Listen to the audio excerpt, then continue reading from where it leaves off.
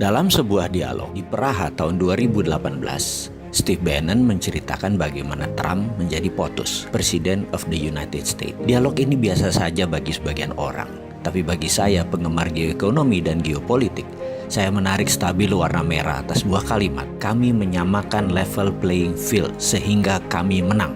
Kalimat inilah yang menjadi dasar analisa saya, sehingga jadi memahami apa yang dimaksud dengan tim Trump untuk kebijakan luar negeri yang akan menguntungkan Amerika.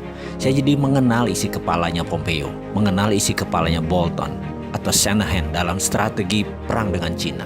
Kesimpulan, Amerika versus Cina saat ini bukan perang dagang, tapi perang ideologi. Menurut pengamat intelijen ekonomi, A.V. Temames yang berdomisili di London, hal inilah yang membuat banyak para analis salah baca, terutama analis ekonomi. Dikira Cina dan Amerika itu perang dagang biasa, perang ekonomi, hanya karena merasa sepertinya Amerika kalah dengan impor Cina yang besar masuk ke Amerika sehingga pasang tarif masuk tinggi agar barang di Cina itu mahal. Negara Amerika untung dari tarif pajak masuknya barang Cina yang ditinggikan, dan juga imbas produk hasil manufaktur di Amerika jadi bisa berjualan karena harga mereka kompetitif itu di dalam Amerika.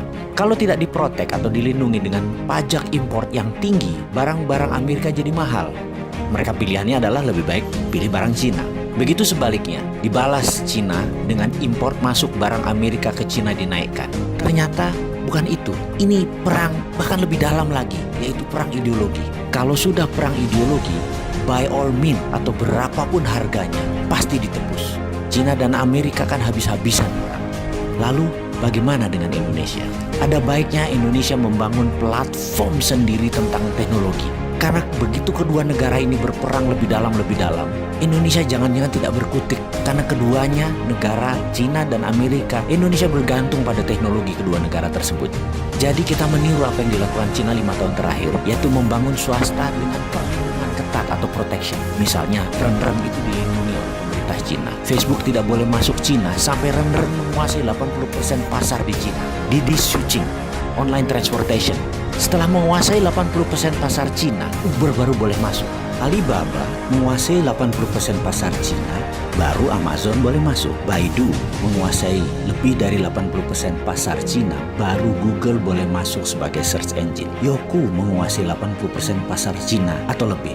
YouTube baru boleh masuk, dan masuknya pun asing tersebut sampai dibatasi sampai saat ini. Indonesia kalau mau maju, aplikasi anak negeri dilindungi terlebih dahulu. Sekarang perang dagang Cina-Amerika sedang memanas. Indonesia ambil kesempatan. Anak bangsa buat fintechnya sendiri, buat Google versi Indonesianya sendiri, buat WeChat versi Indonesia sendiri, buat Facebook versi Indonesia sendiri, dan pastikan semua proyek itu diprotek oleh negara, dilindungi oleh negara. FBI asing masuk diatur, Google asing diatur, sosmed semua diatur yang dari luar negeri, dan produk Indonesia diberi fasilitas penuh kemudahan. Yakinlah 1-2 tahun ke depan anak bangsa bisa membuat dan melaksanakan proyek tersebut, sehingga pada tahun 2021 sewaktu puncaknya perang dua negara, Indonesia sudah punya semuanya. Kita tidak tergantung pada Cina dan Amerika. Saya yakin Amerika pasti akan mematikan sosmed mereka, internet mereka, satelit mereka, karena itu adalah strategi perang, battle space namanya, penaklukan ruang udara. Tapi kalau Indonesia punya semua barang-barang itu, Indonesia tetap bisa dagang, tetap bisa berbisnis, karena sudah punya platform sendiri. Kita tetap connect. Kemarin, beberapa saat yang lalu, 2 hari sosmed dimatikan secara lokal. Banyak netizen yang muring-muring. Apalagi kalau Cina matikan 5G. Sementara Indonesia sudah pakai 5G di tahun 2021. Atau Amerika mematikan 4G-nya. Bayangkan, kalau mereka matikan itu semua, masa Indonesia jadi bingung? Karena kita terlalu tergantung network asing. Amit-amit jangan sampai itu terjadi. Ada solusinya, yaitu dengan membangun platform digital teknologi yang diprotek oleh negara.